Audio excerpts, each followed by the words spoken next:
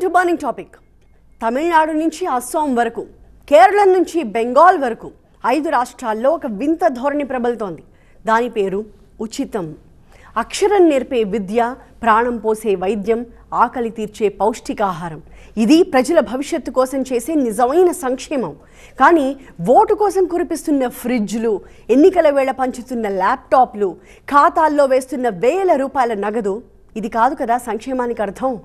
ఒక పేదవాడికి సైకిల్ కొనివ్వడం ఉచితం అనుకుంటే, అదే సైకిల్పై తాను కూరగాయలు అమ్ముకుని బతికేలా చేయడం సంక్షేమం. ఒకరికి చేపని వండి పెట్టడం ఉచితం, అదే అతనికి చేపలు పట్టడం నేర్పిస్తే అది సంక్షేమం. ఈ డిఫరెన్స్ ఎందుకు మర్చిపోతున్నాయి పార్టీలు? శ్రీలంక దివాళా తీసినట్టు అనే మాట వాడుతూ ఉంటారు ఉచితాలు విన్నప్పుడల్లా. ఎందుకో తెలుసా? ఎన్నికల్లో గెలవడం కోసం పన్నులు భారీగా తగ్గించేసి మిత్తిమీరిన రాయితీలు ఇచ్చేశారు. ఫలితంగా ప్రభుత్వ ఆదాయం పడిపోయింది. కానీ ఉచితాల కోసం చేసిన అప్పులు మాత్రం పెరిగిపోయాయి. ఆ అప్పులు తీర్చలేక, విదేశీ కరెన్సీ లేక చివరికి పెట్రోల్, పాలు, మందులు, కనీసం పేపర్ కొనడానికి కూడా డబ్బులు లేని పరిస్థితి వచ్చింది. ఆనాడు శ్రీలంకలో ఆహార ద్రవ్యోల్బణం 90% దాటిపోయింది. అప్పుడు వినిపించిన బ్రేకింగే శ్రీలంక దివాళా. మరి ఇప్పుడు రాష్ట్రాలను ఆ స్థితికి తీసుకెళ్దాం అనుకుంటున్నాయా ఈ పార్టీలు? 5 రాష్ట్రాల ఎన్నికల్లో ఏ పార్టీ ఎలాంటి హామీలు ఇచ్చింది? దానివల్ల రాష్ట్రాల ఖజానాపై పడుతున్న భారం ఎంత? ఉచిత హామీలే నిజంగా పార్టీల్ని గెలిపిస్తున్నాయా? ఆ కంప్లీట్ అనాలిసిస్ ఇవాల్టి బర్నింగ్ టాపిక్లో.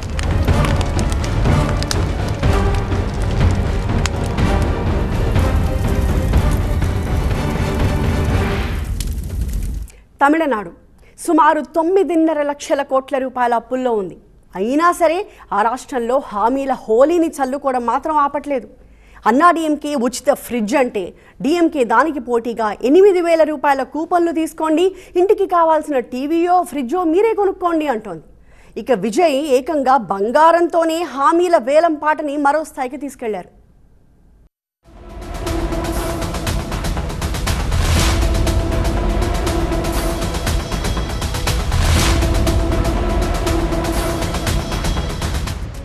ఏది సంక్షేమం, ఏది ఉచితం అనే దానికి ఇప్పటికీ ఒక డెఫినేషన్ లేదు. ఉచిత పథకాలు అనేవి స్వభావంలో చెడ్డవేమీ కాదు. కానీ వాటిని ఎందుకు, ఎలా ఉపయోగిస్తున్నారు, దేనికి ఉపయోగపడుతున్నాయి అన్నదే ముఖ్యం. నిజానికి సంక్షేమ పథకాలు అనేవి ఒక పెట్టుబడి లాంటివి. వీటి వల్ల సొసైటీకి ఖచ్చితంగా లాభం జరుగుతుంది. వ్యక్తులు లేదా కుటుంబాలు ఆర్థికంగా ఎదగడానికి ఒక పునాది వేస్తుంది. సపోజ్ ఎడ్యుకేషన్ సెక్టార్ని తీసుకుందాం. ఫీ రియంబర్స్మెంట్, ఉచిత పుస్తకాలు, మధ్యాహ్న భోజనం, ఇవి ఒక బిడ్డను ప్రయోజకుడిని చేసి భవిష్యత్తులో ట్యాక్స్ కట్టే పౌరుడిగా మారుస్తాయి. ఇది ఖర్చు కాదు, దేశ భవిష్యత్తుపై పెట్టుబడి. ఇక వైద్యం, ఉచిత చికిత్స, ఆరోగ్య బీమా, వ్యాక్సినేషన్, ఇవి పేద కుటుంబం అనారోగ్యం పాలై అప్పుల పాలు కాకుండా కాపాడతాయి. ఆరోగ్యవంతమైన సమాజం ఉంటేనే కదా ఉత్పత్తి పెరుగుతుంది. ఇక పౌష్టికాహారం, అంగన్వాడీలో రేషన్ బియ్యం, గర్భిణీలు, పిల్లలకు పౌష్టికాహారం అందించడం వల్ల తర్వాతి తరం శారీరకంగా, మానసిక బలంగా ఉంటుంది. ఇవన్నీ దేశం కోసం సంక్షేమం పేరుతో పెడుతున్న ఇన్వెస్ట్మెంట్. ఖచ్చితంగా రిటర్న్స్ ఇస్తాయి. మరి ఉచితాలతో అది జరుగుతోందా? సంక్షేమం ఒక ఇన్వెస్ట్మెంట్ అయితే ఉచితం ఒక కన్సంప్షన్. ఇవి కేవలం తక్షణ ఆనందాన్ని లేదా అప్పటి వరకు సౌకర్యాన్ని ఇస్తాయి. కానీ వ్యక్తిని, సమాజాన్ని ఆర్థికంగా ఎదగనివ్వవు. సపోజ్ తమిళనాడులో టీవీలు, ఫ్రిడ్జ్లు, మిక్సీలు, ల్యాప్టాప్లు ఎన్నికలొచ్చిన ప్రతిసారి ఇలాంటి ఫ్రీబీస్ వినిపిస్తాయి. ఇవి ఓటు వేయించుకోవడానికిచ్చే కానుకలు మాత్రమే. ఇవి పాడైపోతే మళ్ళీ కొనుక్కునే స్తోమత ఆ వ్యక్తికి ఉండదు. ఉదాహరణకు ఒక పేదింటికి ల్యాప్టాప్ ఇస్తే అది ఏ నెలకో ఏడాదికో పాడైతే బాగు చేయించుకుంటారా?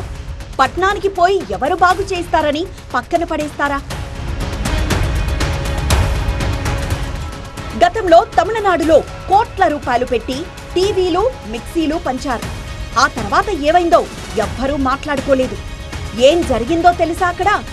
అప్పుడు పంచిన ఆ మిక్సీలు, టీవీలు చాలా వరకు రిపేర్లకొచ్చి మూలన పడ్డాయి. చాలా మంది సెకండ్ హ్యాండ్ మార్కెట్లో అమ్మేసుకున్నారు. ఇంకా బాగా అర్థమయ్యేలా చెప్పుకోవచ్చు. ఇప్పుడు తమిళనాడులో ఫ్రిడ్జ్లు ఇస్తామంటోంది అన్నాడీఎంకే.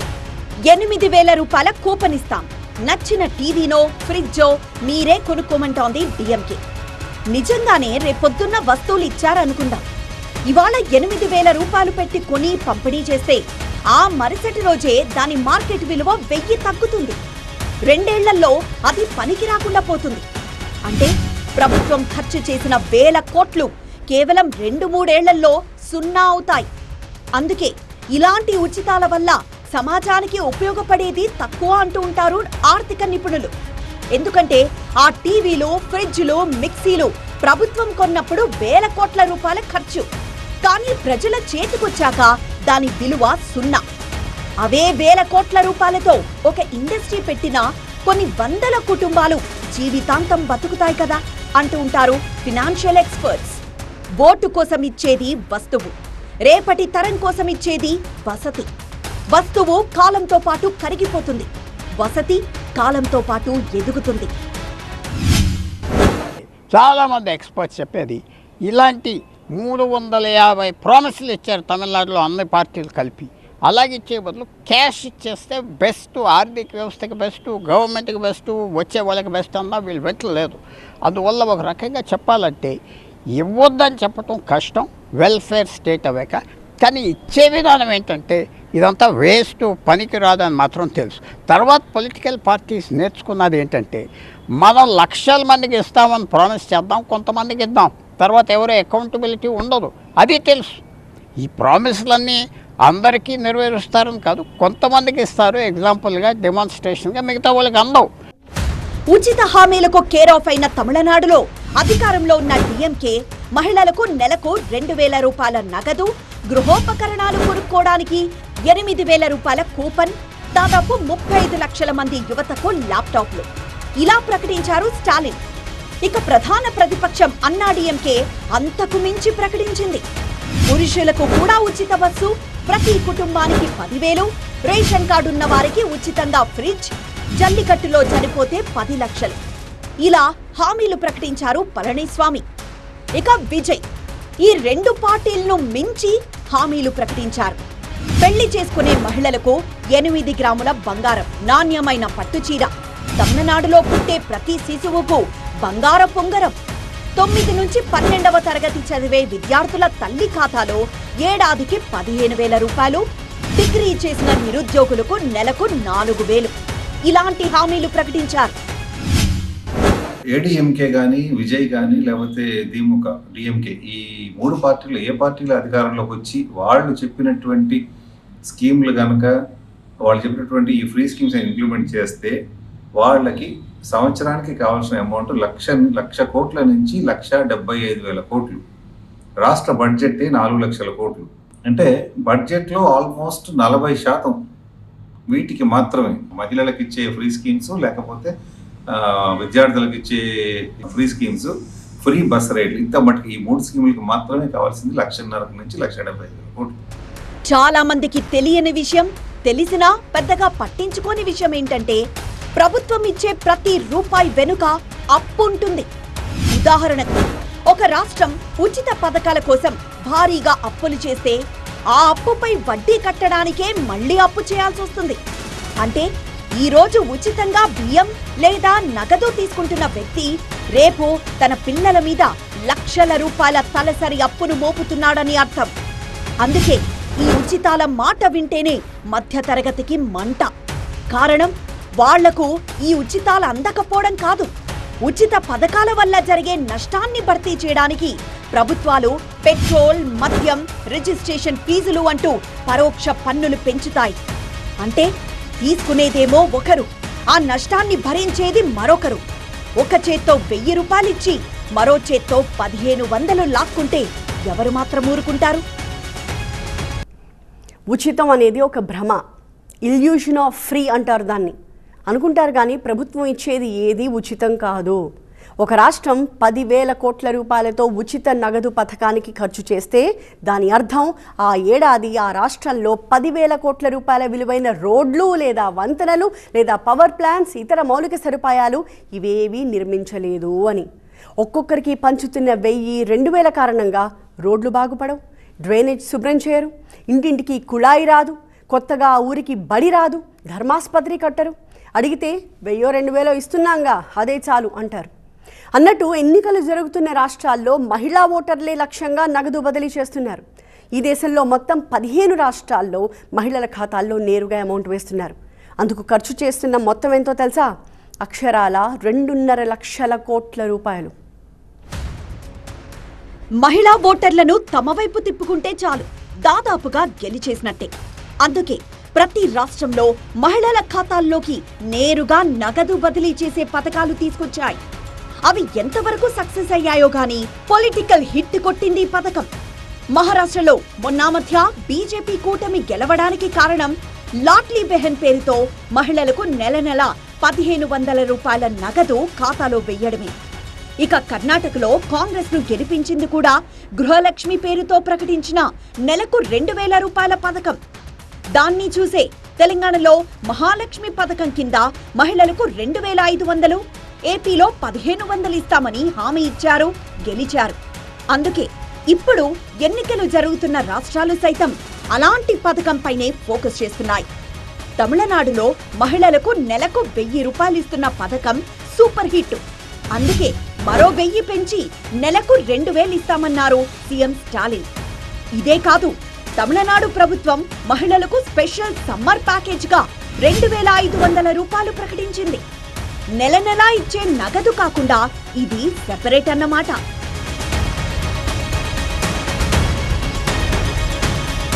సీఎం స్టాలిన్ నెలకు 1000 రూపాయలు ఇచ్చే పథకాన్ని సమర్థవంతంగా నడపడం, మహిళా ఓటర్ల ఎడ్జ్ డీఎంకేకే ఉండడంతో అన్నాడీఎంకే కూడా దీనిపై ఫోకస్ పెట్టింది. పళనిస్వామి సైతం తమ ప్రభుత్వం వస్తే మహిళలకు నెలకు 2000 రూపాయలు ఇస్తామన్నారు. అంతేకాదు, ఒకేసారి 10,000 ఆర్థిక సాయం ప్రకటించారు. ఏడాది 3 ఉచిత గ్యాస్ సిలిండర్లు దీనికి అదనం. అధికార ప్రతిపక్షాలు ఇలా ఇస్తూ ఉంటే విజయ్ ఊరుకుంటారా? ఒక 500 ఎక్కువే ఇస్తామంటూ మొత్తాన్ని 2500 రూపాయలకు పెంచేశారు. అన్నాడీఎంకే 3 ఉచిత గ్యాస్ సిలిండర్లు ఇస్తామంటే విజయ్ ఏకంగా 6 గ్యాస్ సిలిండర్లను ఫ్రీగా ఇస్తామన్నారు. ఇక తమిళనాట ప్రతి పార్టీ మహిళలకు ఆర్టీసీ బస్సుల్లో ఉచిత ప్రయాణం కల్పిస్తామని హామీలిచ్చాయి. పళనిస్వామి గారు దానికి భిన్నంగా మహిళలకు మాత్రమే కాదు పురుషులకు కూడా ఉచిత బస్సు కల్పిస్తామని చెప్పున్నారు. విజయ్ గారు అయితే తమిళనాడు ఫుల్గా తిరగడానికి కూడా మహిళలకు ఉచిత బస్సు అని ఆయన ప్రకటించారు. అంటే ఏసీ కావచ్చు, నాన్ ఏసీ కావచ్చు, డీలక్స్ కావచ్చు, నార్మల్ ఏ బస్సు అయినా మహిళలు తమిళనాడు ఫుల్గా తిరిగే విధంగా విజయ్ గారు చెప్పున్నారు. ఇక పశ్చిమ బెంగాల్లో మమతా బెనర్జీ మరోసారి గెలవడానికి ఛాన్స్ ఉందంటూ సర్వేలు చెప్తున్నాయి. కారణం మహిళల కోసం లక్ష్మీ భండార్ పేరుతో నెలకు 1000 రూపాయలు ఇస్తూ ఉండడమే. దీనికి మరో 500 పెంచి 1500 ఇస్తామంటున్నారు దీది. ఇక రిజర్వ్డ్ కేటగిరీ మహిళలకు 1700 ఇస్తామంటున్నారు. ఇదే స్కీమ్ ని తాము ఇస్తాం, 1500 కాదు ఏకంగా 3000 రూపాయలు ఇస్తామంటోంది బెంగాల్ బీజేపీ. మహిళలకిచ్చే ఆర్థిక సాయాన్ని కూడా పెంచుతామంటోంది. మొత్తానికి మహిళా ఓటర్లే లక్ష్యంగా పథకాల హోరు నడుస్తోంది బెంగాల్లో. దక్షిణాదిన చాలా ఫేమస్ అయిన ఈ పథకం ఈశాన్య రాష్ట్రం అసోంకి కూడా పాకింది. కాంగ్రెస్ పార్టీ అసోం మహిళలకు నెల నగదిస్తామని చెప్పింది. కానీ ఎంతిస్తామన్నది మాత్రం ప్రకటించలేదు. అయితే అసోంలో అధికారంలో ఉన్న బీజేపీ బిహు పండుగ కానుకగా మహిళలకు 4000 రూపాయలు పంపిణీ చేసింది. ఇది పాజిటివ్ రిజల్ట్ ఇచ్చింది. అటు కేరళంలోనూ ప్రవేశించింది ఈ మహిళా పథకం. కాలేజీ అమ్మాయిలకి ప్రతి నెల 1000 రూపాయలు ఇస్తామని ప్రకటించింది యూడీఎఫ్. కర్ణాటక, తెలంగాణలో కాంగ్రెస్ పార్టీని అధికారంలోకి తీసుకొచ్చిన పథకం కాబట్టి కేరళంలోనూ అప్లై చేయాలనుకుంటోంది యూడీఎఫ్. దీంతో పాటు ఆర్టీసీ బస్సుల్లో మహిళలకు ఉచిత ప్రయాణం ప్రవేశపెడతామని కేరళం కాంగ్రెస్ పార్టీ కూడా ప్రకటించింది. సో మహిళలే కేంద్రంగా పథకాలు అనౌన్స్ చేశాయి పార్టీలు. ఇప్పుడు ఇదే పరిస్థితుల్లో కేరళలో పినరయి విజయన్ కూడా ప్రతి నెల 1000 రూపాయలు హతి మహిళకి ఇచ్చేలాగా వాళ్ళు కూడా అనౌన్స్ చేసేలాగా ఇప్పుడు ఎల్డీఎఫ్ తరఫున మంతనాలు జరుగుతున్నట్టుగా కనిపిస్తోంది. సో కేరళ అప్పుడు ఇన్ని రోజులు కాస్త ఎంతో కొంత జాగ్రత్తగా ఉన్న కేరళ కూడా అదే బంధాలో వెళ్తున్నట్టుగా కనిపిస్తోంది. మనం ఎంతగానో చెప్పుకుంటే ఇప్పుడు వెస్ట్ బెంగాల్ లేదా అస్సాంలో కూడా ఇప్పుడు బీజేపీ నేతృత్వంలో ఉన్న అస్సాంలో కూడా మొన్న ఈ మధ్యనే ప్రతి మహిళకి 4,000 ట్రాన్స్ఫర్ చేయడం జరిగింది. ఇంకొక స్కీమ్ మనం చూస్తే కనుక వెస్ట్ బెంగాల్లో +2 చదువుకున్న ప్రతి అమ్మాయికి కూడా 10,000, 12,000 రూపాయలు ఇవ్వడం జరుగుతుంది వన్ టైం గ్రాంట్ కింద. దాన్ని బట్టి వాళ్ళు ఎందుకురా అంటే వాళ్ళు స్మార్ట్ ఫోన్లు కొనుక్కోవడానికి. మహిళలకు నేరుగా నగదు బదిలీ చేయడం అనేది ఇప్పుడు దేశ రాజకీయాల్లో అత్యంత శక్తివంతమైన గేమ్ చేంజర్. కానీ ఈ పథకం అమలు కోసం రాష్ట్రాలు నానా తంటాలు పడుతున్నాయి. ఈ పథకానికి కావలసిన వేల కోట్ల రూపాయల నిధులు సమకూర్చలేక చతికిల పడుతున్నాయి. మహారాష్ట్రలో లాడ్లీ బెహన్ పథకం కింద నెలకు 1,500 ఇవ్వడం కోసం ఏడాదికి 46,000 కోట్ల రూపాయలు ఖర్చు చేస్తోంది అక్కడి ప్రభుత్వం. దాదాపు ఏడాదికి 1,00,000 కోట్లంటే మాటలు కాదు. ఇక కర్ణాటకలో గృహలక్ష్మి స్కీమ్ ఆ రాష్ట్ర బడ్జెట్ పై పెడుతున్న భారం 32,000 కోట్ల రూపాయలు. డైరెక్ట్ బెనిఫిట్స్ ట్రాన్స్ఫర్ పథకం వల్ల మధ్యవర్తులతో పని లేకుండా నేరుగా మహిళల ఖాతాల్లోకి వెళ్లడంతో అవినీతి తగ్గింది. ఇది సానుకూల అంశం. కానీ ఈ పథకాల వల్ల రాష్ట్రాల అప్పులు పెరుగుతున్నాయి. ఉదాహరణకు కర్ణాటక, పంజాబ్ వంటి రాష్ట్రాలు తమ ఆదాయంలో 15 నుంచి 20% కేవలం ఈ నగదు బదిలీల పథకాలకే ఖర్చు పెడుతున్నాయి. దీని కారణంగా మౌలిక సదుపాయాల కల్పనలో కోత పెడుతున్నాయి. స్కూళ్లు, ఆస్పత్రులు కట్టడానికి వాడాల్సిన నిధులు ఈ పథకాలకు మళ్లుతున్నాయి. కానీ మహిళ చేతిలో డబ్బుండడం వల్ల ఇంట్లో ఆమె గౌరవం, నిర్ణయాధికారం పెరుగుతుందని ఒక వర్గం వాదన. కొన్ని సర్వేల ప్రకారం మహిళలు ఈ డబ్బును పిల్లల చదువులకు, పౌష్టికాహారానికి లేదా చిన్నపాటి పొదుపులకు వాడుతున్నారు. ఇది సమాజానికి మేలు చేసే అంశమే కావచ్చు, కానీ వారికి ఆదాయం సృష్టించుకునే మార్గం చూపించకుండా ఇష్టారీతన ఇవ్వడం కూడా తప్పే కదా అనేది మరో వర్గం వాదన.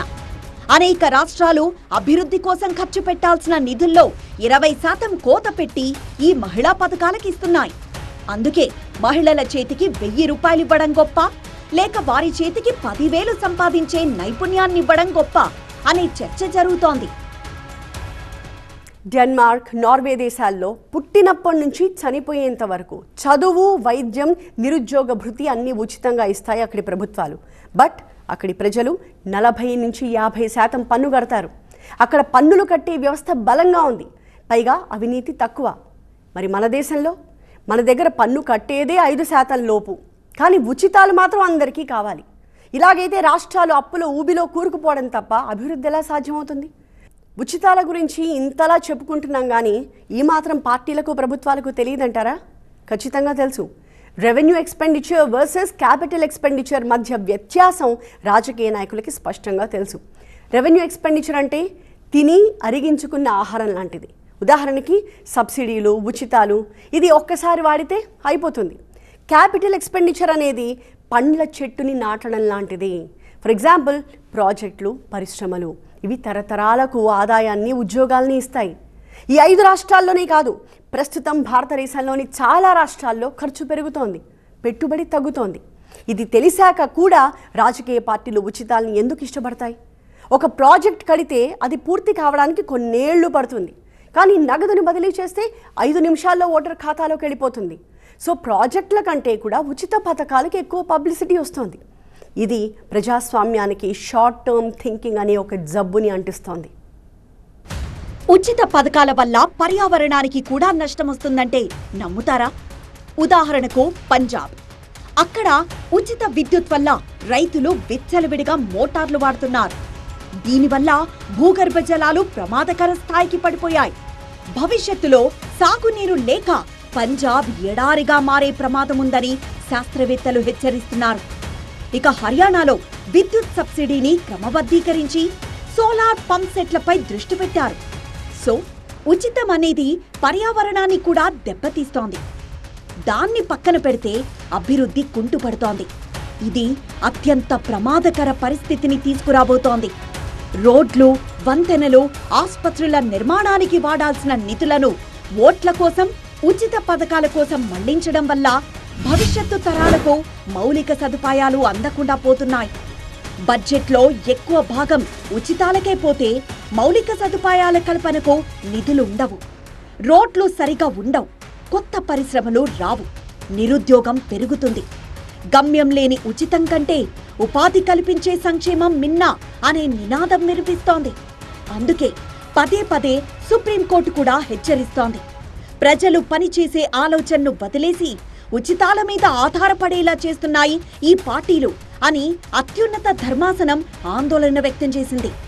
నిజమైన సంక్షేమ పథకాలతో మౌలిక సదుపాయాలు మెరుగుపడతాయి. అదే ఉచితాలతో ద్రవ్యోల్బణం పెరుగుతుంది. మార్కెట్లో డబ్బు చలామణి పెరిగి వస్తువుల ధరలు ఆకాశాన్ని తాకుతాయి. ఫలితంగా ప్రభుత్వం ఇచ్చిన 1000 లేదా 2000 ధరల పెరుగుదల వల్ల మళ్లీ ప్రభుత్వం దగ్గరకే పన్నుల రూపంలో వెళ్లిపోతాయని చెబుతున్నారు ఆర్థికవేత్తలు. ఆర్టికల్ 293 రాజ్యాంగంలో రాష్ట్ర ప్రభుత్వాలకి హద్దు పెట్టలేదు. నీ ఇష్టం వచ్చిన తప్పు తీసుకోవచ్చు, అసెంబ్లీ తీర్మానం ఇస్తే అన్నాక ఆ హద్దు లేదు కాబట్టి ఎవరు రాష్ట్ర ప్రభుత్వాలను ఆప్ చేయలేకపోతున్నారు. అలాంటి హద్దు ఏదో సుప్రీంకోర్టు అప్పుడప్పుడు అన్నది, కానీ ఆ లా ఉన్నప్పుడు ఆర్టికల్ ఉన్నంత కాలం ఇది మాత్రం తప్పదు. ఎవరు ఎక్కువ ఇస్తారు, ఎవరు విశేషంగా ఇస్తారు. ఇప్పుడు ఎన్నికలు జరగబోతోన్న 5 రాష్ట్రాల ఆర్థిక పరిస్థితి ఏమీ బాగోలేదు. తమిళనాడు అప్పు ఇప్పటికే 9.5 లక్షల కోట్ల రూపాయలు దాటింది. ఫ్రిడ్జ్ల వంటి విలాస వస్తువుల కోసం ఇంకెంత అప్పు చేయాలో. దీనికి విజయ్ ఏం సమాధానమిస్తున్నారో తెలుసా? స్టాలిన్ ప్రభుత్వం 30% కమిషన్లో మునిగిపోయింది కాబట్టి అవినీతిని నిర్మూలిస్తే చాలు, తానిచ్చిన పథకాలను ఎంతైనా ఖర్చు పెట్టి అమలు చేయొచ్చు అంటున్నారు. ఇక కేరళం కూడా తీవ్ర ఆర్థిక సంక్షోభంలో ఉంది.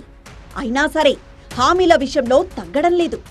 కేరళం తన సొంత ఆదాయంలో 70% కేవలం జీతాలు, పెన్షన్లు, వడ్డీలకే ఖర్చు చేస్తోంది. కేవలం ఓట్ల కోసం భారీ ఉచితాలు ప్రకటించడం విషవలయం సృష్టించడం లాంటిది. ఉచితాలకు వచ్చే ఆదాయం సరిపోదు కాబట్టి పథకాల కోసం కొత్త అప్పులు తెస్తారు. పాత అప్పులకు వడ్డీ కట్టడానికి మళ్లీ అప్పు చేస్తారు. ఆ వడ్డీలు కట్టడం కోసం విద్య, వైద్యంపై ఖర్చుని తగ్గించేస్తారు. చివరికి రాష్ట్రాన్ని అప్పు కట్టలేని డిఫాల్టర్ స్థితికి తీసుకొస్తారు. ఉచితాలు మితిమీరితే జరిగేది ఇదేనని ఆర్థిక నిపుణులు హెచ్చరిస్తున్నది అందుకే. ఇది వాటి బర్నింగ్ టాపిక్. మరొక అంశంతో మళ్ళీ కలుద్దాం. చూస్తూనే ఉండండి TV9.